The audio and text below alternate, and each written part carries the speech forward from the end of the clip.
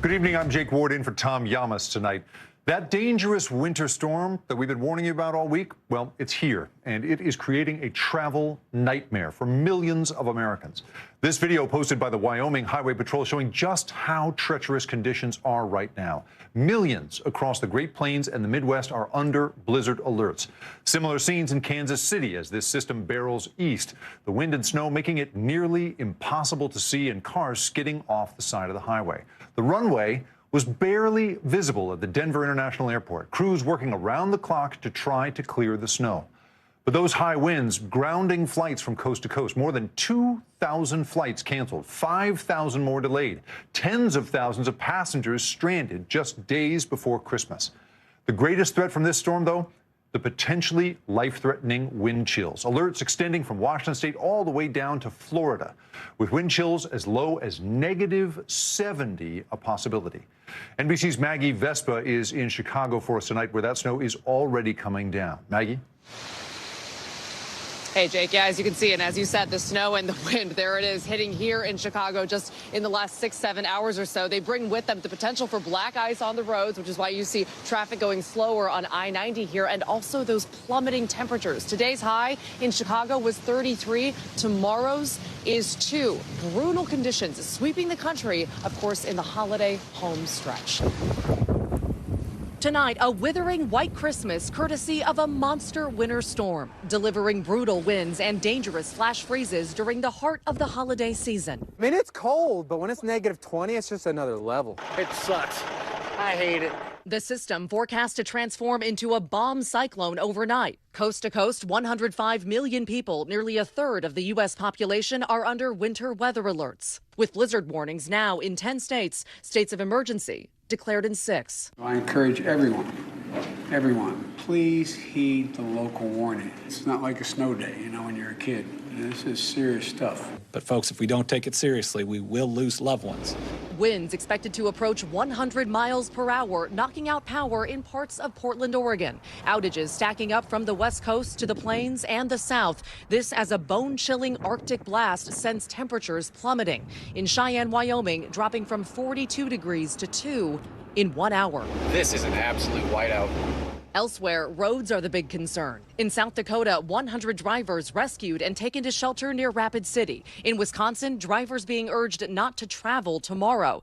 NBC's Shaq Brewster is in Michigan. Conditions on the road continue to get more treacherous into the evening, and it's not just the snow and wind leading to low visibility, but those plunging temperatures are creating conditions for dangerous black ice. With flurries falling in Chicago, final holiday grocery runs merge with last-minute prep. Snow we're used to. It's the temperature dropping so fast and the ice, and then black ice and all that. That I don't want to come out in. You're not messing with that? Not at all. The next chapter in this Arctic system's harrowing holiday saga. So, Maggie, we will obviously get to air travel in just a moment, but I have to assume you drove there. Tell us about the driving conditions that you face. We did. We drove here, and we drove here very carefully because, again, as you can see, and Jake, you were just in Chicago. You know, this is the Kennedy Expressway. This is obviously a major thoroughfare, and keep in mind, this is a work day ahead of a holiday, and this is the tail end of rush hour. People are already taking it slow on the interstate, knowing this storm is arriving and changing conditions in real time. So it's already getting messy out there, and it's only going to get worse, Jake. Just an entirely different world than I was seeing just a week ago. That is extraordinary. Now, of course, we could start seeing these conditions in the Northeast as well as we get closer to the holiday. What are officials most concerned about when it comes to the roadways? Yeah, a couple of things, because, you know, these winter storms tend to get highlighted or sort of headlined with snow, and this one is definitely bringing snow. But we're talking way more, as you heard in our piece and as you've seen throughout the day, about the winds, which could possibly knock out power. And then as those temperatures drop, they call that a flash freeze, when they drop like 30, 40 degrees in the course of a couple of hours. If that, they can freeze whatever is on the road really quickly, and that can lead to the potential of black ice. And that's been a big warning here in Chicago. It's a big warning out east, something that drivers are taking really seriously, and officials are just hoping that people heed these warnings and, if possible, hunker down at home. Jake. Maggie Vespa with a tough assignment for us tonight in Chicago. Thank you, Maggie. The wild winter weather becoming a nightmare for travelers nationwide. Nearly 8,000 delays and more than 2,300 flight cancellations for flights across the country. And that, of course, is less Tens of thousands stranded during the holidays. All of this as millions brace for freezing temperatures and high winds. NBC's Tom Costello is tracking the travel chaos. All of that snow, the high winds and deep cold are stalling and freezing airport operations. Tens of thousands of holiday travelers delayed or stranded. I'm going to have to stick it out here until 8:30 tonight and see if I can make it to Indiana. Denver International, de-icing and a wind chill of minus 17 degrees. A quarter of all Denver flights canceled and thousands stuck. There's literally just people sleeping in our terminal all over the place. We have teams out in the airport right now handing out blankets and pillows or anything that passengers who may be stranded at the airport may need. For days, airlines encouraged passengers to reschedule ahead of the storm. Tonight, Chicago O'Hare and Midway topped the list of cancellations. I was freaked out because I've never been in like a blizzard or like snow or any weather like that before. Highlighted in red on FlightAware's misery map, today's aviation choke points. Ground delays in Denver, Chicago, New York, Atlanta, and Washington, rippling across the country. Here in New York, LaGuardia, JFK, and Newark make up the biggest airport system in the country, and a quarter of all air traffic flies into, out of, or through New York airspace. Here in Chicago at the United Airlines Operations Center, United's biggest hub, system-wide, they're going to be averaging 8.3 million passengers through the holidays. That's about 500,000 passengers for United every day. The three airports here in Washington affected greatly by what happens in Dallas, in Atlanta, in New York, and in Chicago. Now the East Coast is bracing for those high winds. Tomorrow, Friday, Boston will likely experience winds of 50 to 60 miles per hour until about 6 p.m. Tom Costello joins us now from Reagan National Airport in Washington. Tom, how are those projected high winds going to affect travel tomorrow? Well, we are expecting high wind issues in Cleveland, for example, all two airports, Midway and O'Hare in Chicago, all three in New York, Detroit as well, and then Boston with those extreme high winds projected. So that makes it extremely dangerous out on the ramps and runways and very cold for the ramp workers and the runway workers that are out there. By the way, we have 2,000 flights projected to be canceled already just for tomorrow, Jake. Getting worse and worse. Tom Costello for us. Thank you, Tom. For more on this winter wallop and where it is headed next, NBC News meteorologist Bill Cairns joins us now. Bill, we are already seeing severe weather conditions, and this is the part that I just can't believe. Are we really just getting started here? We haven't even really had the high impacts, the power outages, the winds knocking and doing damage, coastal flooding, and maybe even river flooding. That's all stuff that we have to look forward to in the next 24 to 36 hours. So the storm itself, the cold air today dove all the way to South Texas. Now we're watching the snow on the backside of it from Chicago through Michigan. Rainy weather, a little bit of snow today from Pennsylvania to New York. Tonight, these two storms combine into what will be a bomb cyclone tomorrow morning. If you never heard that term before, it just means a rapidly strengthening storm. Pretty rare for the Great Lakes, and that's why we're going to have such unusual events with this, with the high winds, the flash freeze tomorrow in the Ohio Valley heading to the East Coast. But these winds tomorrow will be the issue that I'm most concerned with because of people losing power in such cold temperatures. And look at this wind gust predicted in western New York, Buffalo, 72 miles per hour. That's near hurricane strength. And you get winds that strong, you're going to get power outages. We're very concerned from Cleveland along Lake Erie and also northern New England. And Jake, on top of all of that, can you imagine in Buffalo, 72 mile per hour winds and possibility of 2 to 3 feet of snow? Bill, you mentioned yesterday, that in the West we were seeing incredible temperature changes. Denver dropped something like 70 degrees in 24 hours. That bomb cyclone, now that it's going east, is that going to do the same thing over there? How severe are those temperature drops going to be? It won't be as extreme. And by the way, Cheyenne, Wyoming dropped 47 degrees in 1 hour. That was the highest total we saw in 1 hour anywhere. So, over half of the country right now is under wind chill warnings or advisories from areas of the Northwest all the way to South, North Florida here on Jacksonville. And the temperatures right now have been bottoming out, especially from Dallas southward. Look at Dallas, -5. Chicago's -12. St. Louis, -21. This is all coming to the East Coast. And, Jake, yes, you'll feel it when this cold front goes through the eastern seaboard. That's why we're worried about anything that's wet becoming ice.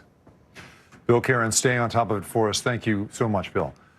Turning now to new health concerns tonight, the CDC issuing a new warning about an increase in cases of invasive strep A in children. This comes as flu and COVID cases are also rising. Gabe Gutierrez has the latest. Just put an IV in him. At Hackensack Meridian's Jersey Shore University Medical Center, they're bracing for a long winter. Have you ever seen numbers like this before? Unprecedented would be the word I would use. Unprecedented volumes. David Clark works in the ER. He and his colleagues are seeing firsthand the impact of the so-called triple-demic. RSV, flu, and COVID. It is something that we have not seen in the past. I have been in and around emergency departments for well over 30 years and have not seen anything along these lines before. The big unknown for us at this point is what kind of a COVID season are we going to have? Obviously, we had 2 very difficult winters the past 2 years, and I think we have to brace for that. While RSV cases seem to have peaked across much of the country, flu and COVID cases are up. 6-year-old Juan Carlo Aguiar in San Diego came down with the flu and spent 10 days in the hospital. It's the worst feeling that a mother can go through, seeing your child just intubated in a bed. Health officials in Chicago are preparing to hit what they call a high-risk level for COVID by next week and may soon recommend an indoor masking advisory. Public schools in Passaic, New Jersey are already reinstating a mask mandate for students and staff. There's a lot of people that are wishy-washy with the vaccination, so I feel like that's probably the safest bet. 65-year-old Dory Greenberg was hospitalized with COVID twice. When you can't breathe, it's the most scariest thing in the world. She credits the vaccine and booster shot with saving her life. I really feel that I would have been much, much, much worse without it. Also today, the CDC issued a new health advisory warning of an increase of a rare bacterial infection, invasive strep A, among children.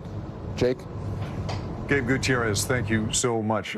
For more on this triple-demic and that new health warning, let's bring in NBC News medical contributor Dr. Uche Blackstock. Dr. Blackstock, tell us a little bit more about this invasive strep A, especially in children, that is causing so much concern among people in your field. Well, Jake, thank you so much for having me. So what we're seeing is actually cases of this group A strep. In Colorado, we've also seen some cases in the UK. Typically, this bacteria is the same bacteria that causes a sore throat or pharyngitis and also causes scarlet fever. But now we're seeing these cases where the bacteria is getting into the bloodstream and causing bacteremia and sepsis. It's causing very complicated pneumonias and also causing very significant and serious skin infections. And so the thought is that, we're seeing it actually in children who have had previous respiratory illnesses, who have had flu, who have had RSV, and then because their immune systems are suppressed, they get this bacterial infection on top of that. And so what's very important for parents out there to look out for are, high fevers, difficulty breathing, if your child seems lethargic or low energy, or if you're seeing very bad rashes, take your child to the pediatrician or to the closest ER. As someone who saw just a cross current of these cases go through his own household, I can't believe this. I just have to ask. Last week we saw flu cases in theory leveled out, and we're about to get the newest numbers tomorrow. This is the question I think every family wants to know. Should we expect to see a spike, or do you think we could be at the peak right now? Right. We really don't know. We know the flu season started early. It could still plateau, but there's a chance it could still go up. We know family members are coming together, loved ones are coming together, kids are getting out of school. So that's going to increase socialization. People are socializing actually indoors with this cold weather that you were just discussing. And so there is a chance that we may see that increase in flu cases. It remains to be seen. But again, I just want to remind people it's not too late to get their flu vaccine for all ages. And Dr. Blackstock, with the holidays coming up this week, what is it, how do you say when you're talking to people about how do you navigate the conversations that you need to have about protecting vulnerable people in your family as quickly as you can?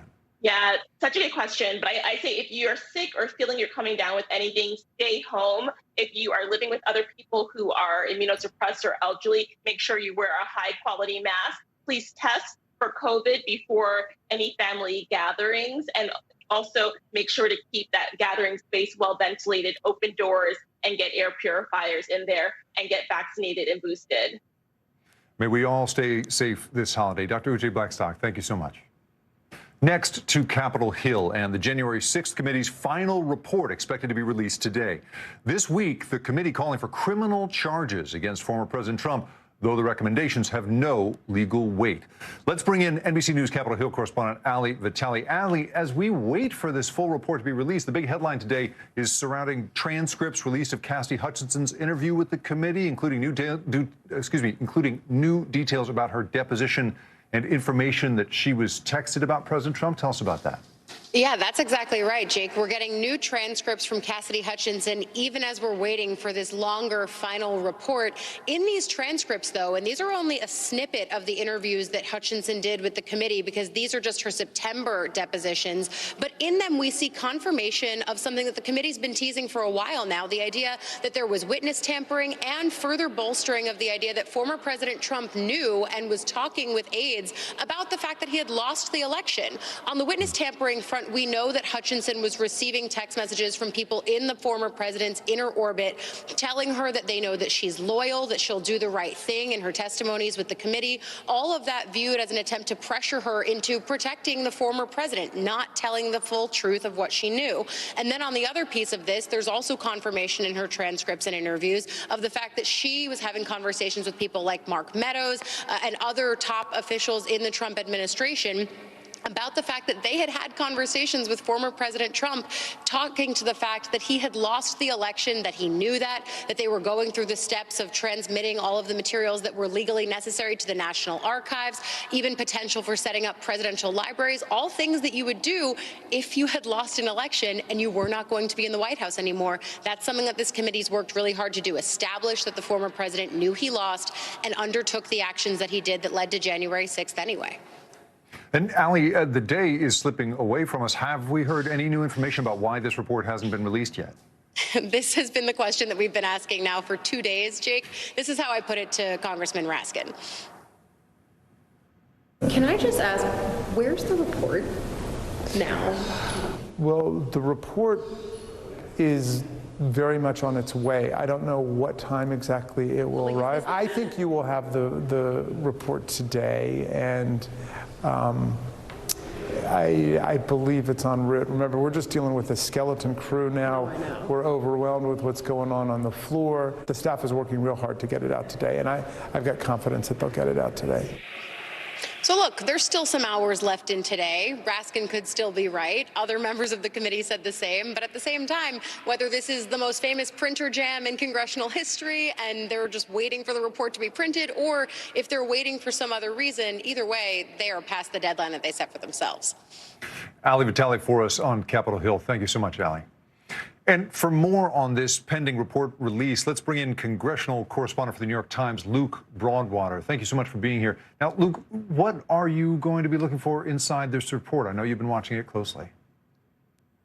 Right. Well, we know the rough outlines of the report will basically mirror the findings of the public hearings the January 6th committee had this summer, where they walked through the various steps of the plan to overturn the election, everything from putting forward false slates of electors to perpetrating lies about the election outcome to pressuring the Justice Department and Vice President Mike Pence. So I think we'll see more details of each one of those various aspects of the plan to overturn the election, but with additional information. Obviously, you can do a lot more in an 800-some page report than you can during a 2-hour meeting. So, I expect a lot more evidence on the bone, but I don't expect there to be necessarily any huge changes in the thinking of the committee. I think we know roughly what they're going to say. And you mentioned pressure on the former vice president. In these transcripts, Cassidy Hutchinson says she felt pressured by the former president, President Trump. But perhaps more importantly, Trump seems to have known he'd lost, and he continued his efforts anyway. How significant is that to you, do you think?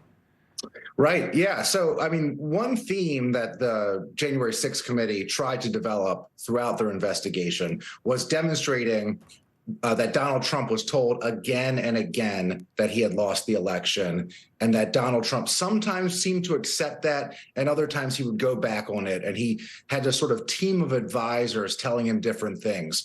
most of this, I would say, responsible people were telling him the facts and the evidence and saying, Mr. President, you really should concede. But there were another group of people who were behaving irresponsibly and telling him things that were lies, that he had a chance to win still, that there were all sorts of fraudulent votes coming in from China or Italy or all sorts of crazy things.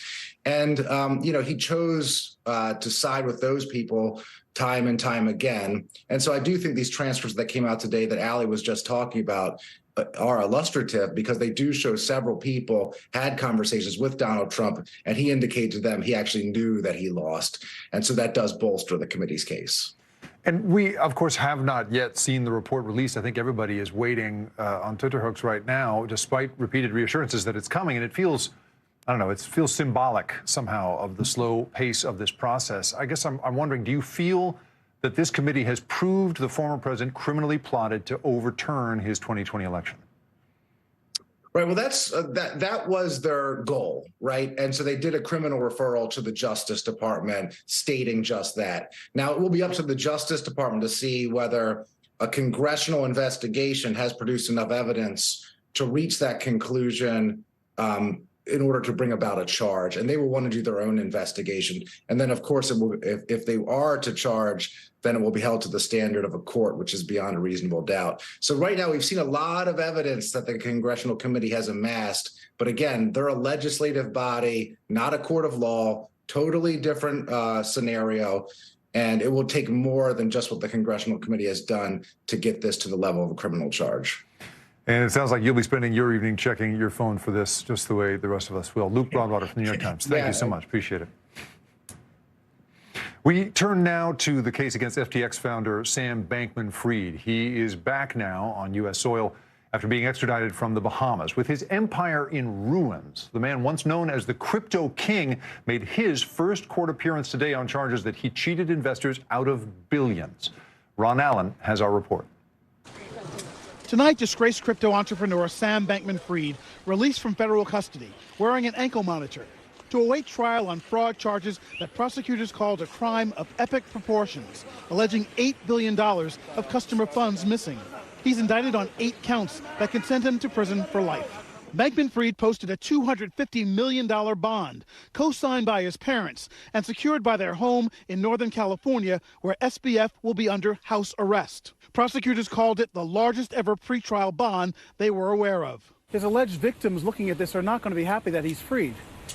The thing is, he's not free. He's on house arrest, which is essentially jail, just jail at home. In court, the former FTX CEO only heard saying, "Yes, I do," when the judge asked if he understood the consequences of not following the rules, a warrant for his arrest. Prosecutors said Bankman-Fried's decision not to fight extradition and to return to the U.S. from the Bahamas, where he lives, factored into their decision to offer him bail. Overnight, investigators turning up the pressure, announcing 2 top business partners agreed to plead guilty to multiple fraud charges and cooperate with the investigation. And the U.S. attorney had this message to other employees of Bankman-Fried's companies. If you participated in misconduct at FTX or Alameda, now is the time to get ahead of it. We are moving quickly, and our patience is not eternal. Ron Allen joins us now from outside the courthouse in New York. Ron, with SBF now posting bail and under house arrest, where does the case go from here? There's still a lot of moving parts. He has not yet entered a plea. His next court date is January 3rd. The U.S. attorney is suggesting that there may be more charges as the investigation continues. There are still civil charges pending from the SEC and the Commodity Futures Trading Commission. And the big question is whether any of this will result in any of the people who claim they lost a lot of money, whether they'll get any of that back. Jake? Coming up next, the bystanders who stepped in to save a cyclist here in California. A high-speed chase ending with him trapped under a car. How Good Samaritans pulled off an incredible rescue. Stay with us.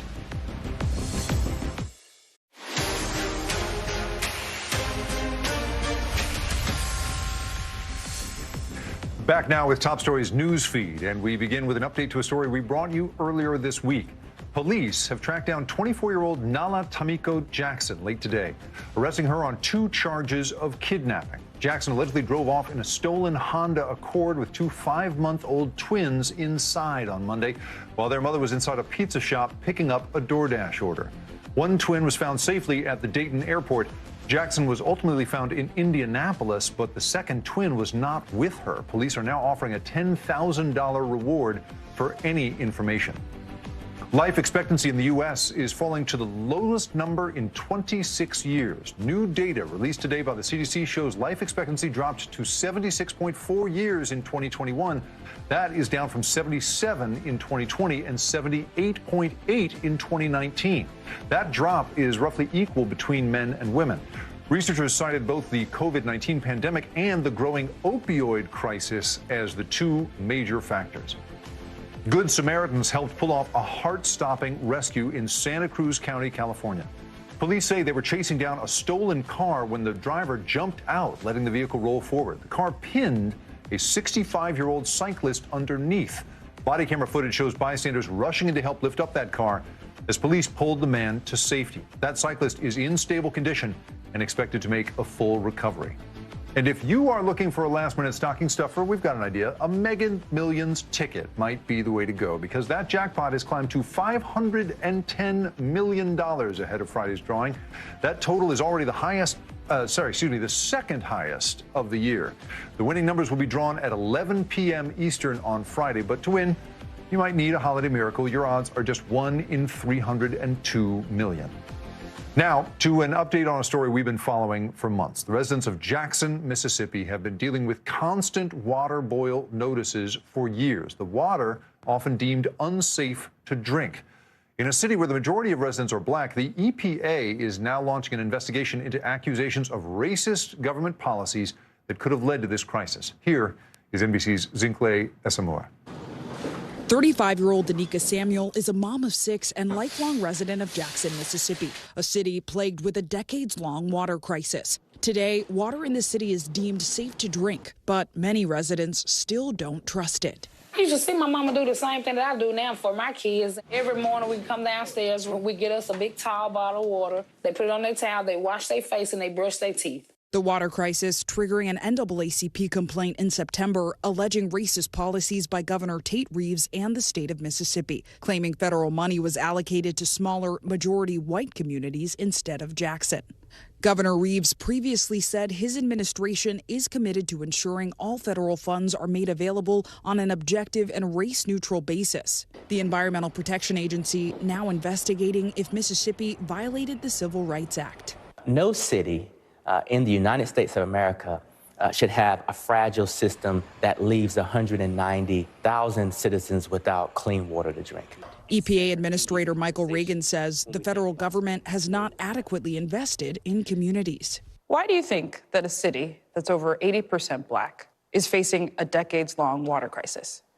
Environmental justice is a serious issue in this country, which is why the president has made it a priority. We know black, brown, tribal communities, low-income communities have seen a lack of investment, but also are on the front lines of the impacts of these lack of investments and climate change. Jackson was the first city Reagan visited following his 2021 appointment. I saw porta potties lined all along the school, and I thought that was due to construction. But that's what the students have been using for years because they've been dealing with low water pressure. The White House says new bipartisan legislation will invest at least $50 billion in the nation's infrastructure, including expanding access to clean drinking water. It's my hope that the people of Jackson now get the type of relief that they've been looking for decades. Danica Samuel hopes that relief comes soon. I want my 6 kids to have a wonderful future. I want this to go somewhere so my kids won't have to worry about unclean water. Zincle Esamua, NBC News, Jackson. Now to a major development right here in San Francisco. A new piece of artificial intelligence technology will write term papers, software, legal documents, all in a matter of seconds. But it's raising alarms about the value of human creativity. We take you inside how it works and what it could mean for the future of technology. Amar Reshi asked a computer program to write a book. I think it was write a children's book about a young girl who creates her own AI. And in a weekend, Alice and Sparkle was finished. Well, Sparkle was a magical AI that Alice created. Wow. ChatGPT is technology accessible and free to anyone on the web that impersonates what it's read on the internet. Type in a request and it can write legal documents, software, even school essays. People are predicting it will wipe out whole industries. Attorneys, realtors, are we going to be out of a job? But ChatGPT as an AI system may pose ethical risks to users who are unaware of how the technology works. It in no way is reflecting the depths of human understanding or human intelligence. What it's really good at doing is mimicking its form. In fact, remember what I said earlier? But ChatGPT as Well, I asked ChatGPT to write that line for me. users who are Then I asked for a knock-knock joke. knock knock, who's there? ChatGPT. ChatGPT who? ChatGPT careful, you might not know how it works.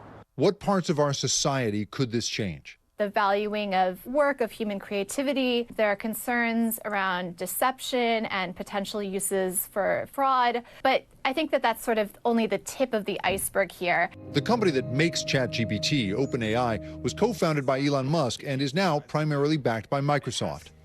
The company declined our request for an interview. The kids Amar made the book for seemed to like it, but writers and illustrators on social media did not.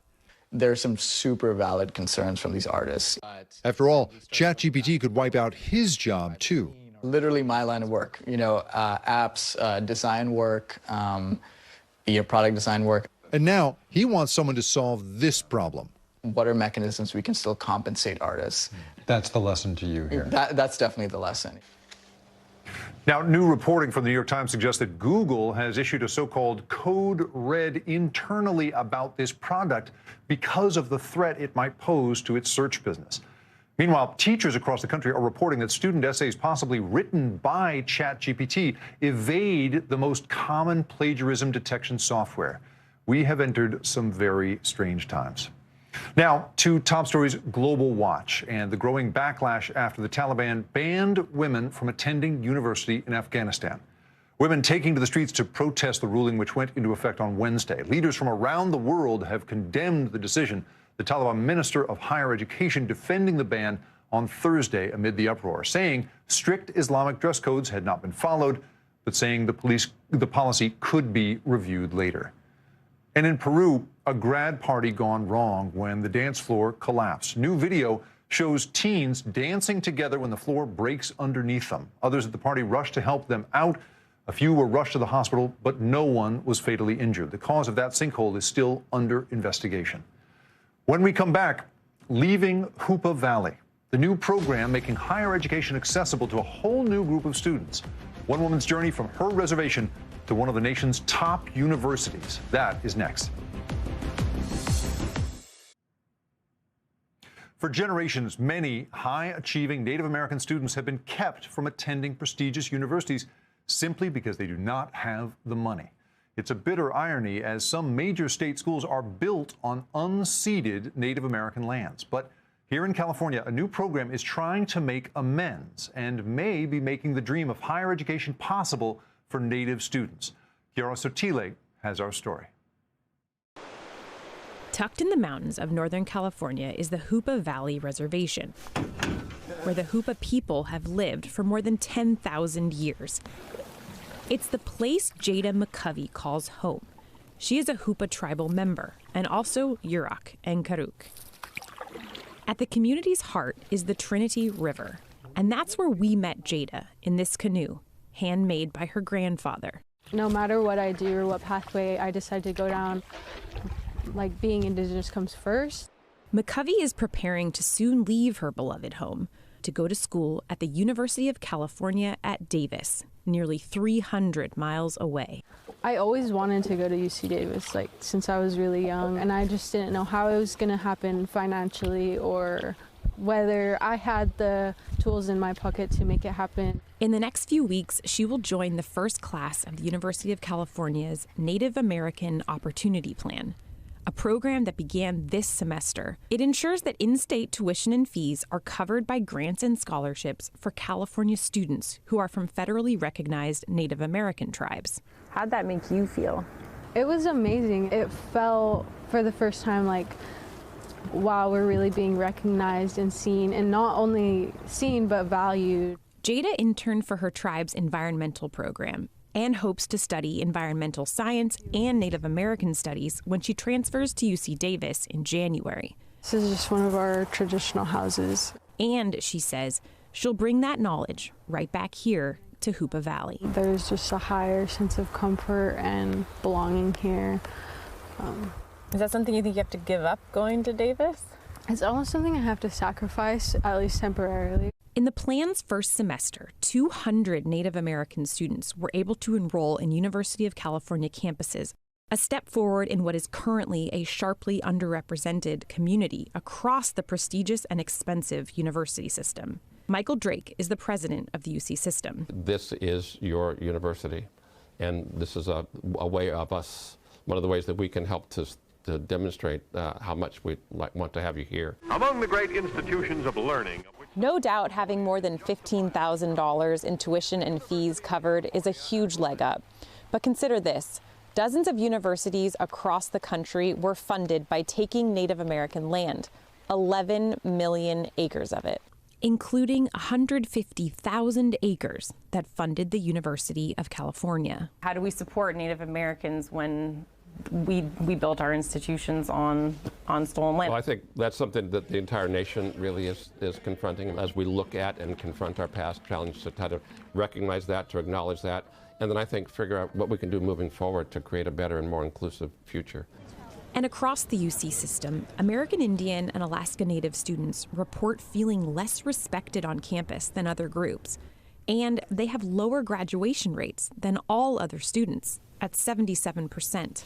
Staying close to my community was a big thing that almost held me back, but I knew that if I came, I was going to make a bigger impact on my community. Dawn Julia Grant is Yurok and Karuk. She grew up on her tribal land in Northern California, but a lack of resources and a turbulent home life growing up made this prestigious campus feel out of reach.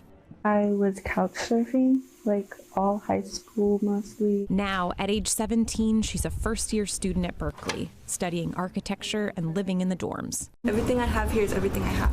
Yeah, so I have like nothing to go back to. With everything on the line, Grant says this program is a step in the right direction. Seeing people around me in my community fall into the cycle of drug abuse, alcohol abuse, and I didn't want to fall into that cycle. I wanted to break it. I'm very grateful for the tuition waiver, but there's more that can happen. This is from my site visit. Perhaps the only thing more daunting for these students than leaving home is the fear of failure. There's always this worry in the back of my mind. What if I don't have enough to fully support myself? There's not really like a backup plan for me. Leaving behind what will always be home, for the promise of what's ahead. I think it's a new opportunity for me to really push myself and see like what I'm capable of doing. Those fears shared by both Julia and Jada are understandable given what's at stake for these students. But UC President Drake says there is counseling available to Native students, like for all students in the UC system. And some campuses, including UC Berkeley, also have Native American community centers. Getting to a UC is one thing, but having the support to succeed is quite another. Chiara Sotile with Fears and Dreams. Thank you, Chiara. When we come back, baseball transcending borders. The Japanese superstar who just signed a monster deal to play in the States as his country celebrates 150 years of excellence on the diamond. That is next. Finally tonight, celebrating Japan's national pastime. 2022 marks a special anniversary of baseball in the island nation. And with an increasing number of Japan's biggest stars playing here in the majors, there is also a lot of Americans who can learn something from the Japanese perspective on the game. He's a three-time All-Star, a five-time league champion, and an Olympic gold medalist. He may be Major League Baseball's next multi-million-dollar star, but you'd probably never even heard of him before his big introduction this week. Hi, I'm Kodai Senga of the New York Mets. This year celebrates 150 years of baseball in Japan, and Senga's signing helps mark the biggest off-season spending spree on Japanese players. Now, let us look back 150 years ago to 1872, when Horace Wilson an American teacher from Maine, introduced this sport to Japanese schoolboys. It would eventually become Japan's national pastime and also a mighty bond between the two countries. In 150 years of Yakkyu, as the locals call it, we've witnessed iconic moments from Babe Ruth's first home run in Japan to the start of Ichiro Suzuki's remarkable career, inspiring countless teenagers with dreams of playing baseball in both Japan and America. MLB All-Star and World Series MVP Hideki Matsui was part of the Ichiro generation. If I ever had a chance to play Major League, I wanted to be wear the pinstripes at Yankee Stadium. He headlined a panel event on the 150 years of baseball in Japan, noting the cultural differences between Yakkyu and American baseball. In Japan, children who play baseball first learn the importance to respect true baseball. On the other hand, I also love the culture of fun, of the enjoyment that exists largely in American baseball. That perspective recently amplified for American audiences by dual-threat superstar Shohei Ohtani.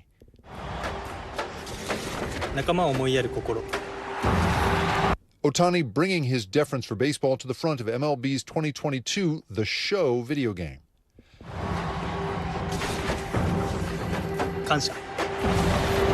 This special anniversary for baseball in Japan is a chance to reflect.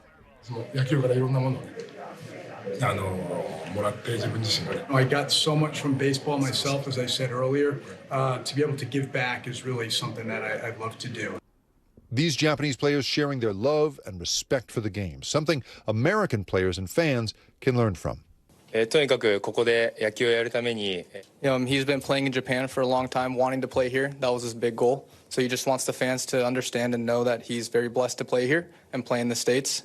And that, of course, he still does want to, put up good numbers as well. Thanks for watching. For Tom Llamas, I'm Jake Ward in San Francisco. More News Now is on the way.